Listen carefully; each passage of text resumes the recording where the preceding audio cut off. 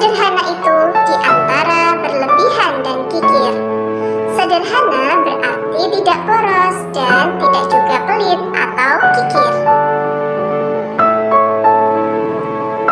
Allah mengajarkan ciri orang yang hidup sederhana dalam Al-Quran surah Al-Furqan ayat 67. A'udzu billahi minasyaitonir rajim. Bismillahirrahmanirrahim. Walladzina idza anfaqu lam yusrifu wa lam yaqturu wa kana baina dzalika qawama.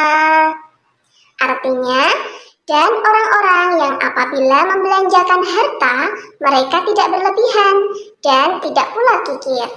Dan adalah pembelanjaan itu di tengah-tengah antara yang demikian.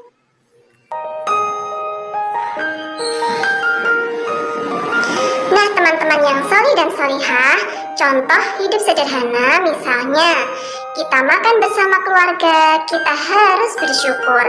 Bisa makan dengan lauk tempe dan tidak harus selalu makan makanan yang mewah. Contoh yang lain adalah ketika kita masih memiliki tas yang layak untuk dipakai. Tidak perlu memaksakan untuk membeli tas baru. Harus yang sesuai tren, harus yang terbaru. Kita syukuri dan memakai tas yang ada. Nabi Muhammad SAW seorang rasul dan pemimpin yang memiliki pengaruh dan kekuasaan. Namun, ia selalu hidup sederhana dan menghindari hidup mewah serta boros. Dalam salah satu riwayat, Nabi Muhammad SAW selalu tidur beralaskan selai tikar. Dan kalau ia terbangun dari tidurnya, terlihat ada bekas tikar di pipinya. Begitu sederhananya beliau, tapi ia sangat mulia. Nah, teman-teman yang solih dan solihah, apa saja ya keuntungan kita saat kita bisa menerapkan hidup sederhana? Yang pertama, orang yang hidup sederhana berarti telah mengamalkan ajaran agama atau perintah Allah Subhanahu wa Ta'ala, dan orang tersebut mendapat pahala. Yang kedua, orang yang hidup sederhana berarti telah mampu melawan godaan syaitan yang mendorong hidup boros. Kemudian, orang yang hidup sederhana biasanya rendah hati dan disenangi banyak orang. Kemudian, orang yang hidup sederhana tidak akan ditimpa penyakit yang resah dan gelisah. Orang yang hidup sederhana tidak akan pernah mengambil harta orang lain yang memang bukan miliknya. Dalam Al-Quran surah Al-Isra ayat 27, yang artinya, sesungguhnya pemboros-pemboros itu adalah saudara-saudara setan, dan setan itu adalah sangat ingkar kepada Tuhannya. Nah, menurut ayat 27 surah Al-Isra di atas, pemboros adalah saudara setan, sedangkan setan sangat ingkar pada Allah. Berarti, orang yang suka boros adalah orang yang ingkar kepada Allah Subhanahu wa Ta'ala. Semua orang bisa hidup sederhana, tergantung pada kemauan kita masing-masing. Nah, mulailah kita untuk berniat dengan ikhlas hidup sederhana, karena hidup sederhana itu adalah perintah Allah. Apa yang bisa kita lakukan, teman-teman? Yang pertama adalah saat kita makan dan minum sederhana, tidak berlebihan. Kemudian yang kedua, saat kita itu membeli pakaian tidak selalu mengikuti model. Kemudian lagi, saat teman-teman diberikan uang jajan, maka gunakan uang jajan itu secukupnya, tidak berlebihan.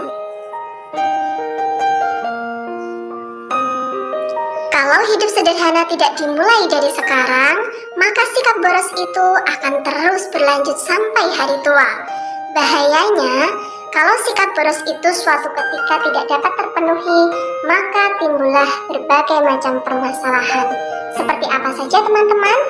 Seperti gelisah, kemudian akhirnya mengambil barang orang lain, kemudian suka marah, dan bahkan menghalalkan segala cara untuk mendapatkan yang dia inginkan. Nah, yang kedua, kita akan belajar tentang ikhlas. Ikhlas maknanya bersih, bersih dari kotoran. Ikhlas adalah perbuatan hati, karena ikhlas itu ada di dalam hati. Sebagai contoh, saat kita membantu dengan hati bersih tanpa mengharapkan suatu balasan atau imbalan. Contoh yang lainnya, saat kita berbagi dengan teman tanpa mengharapkan balasan.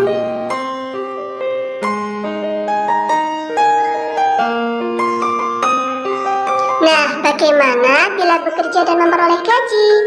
Tidak selamanya berbuat atau bekerja yang mendapatkan imbalan atau bayaran dikatakan tidak ikhlas, teman-teman. Yang mendapatkan imbalan pun bisa disebut ikhlas.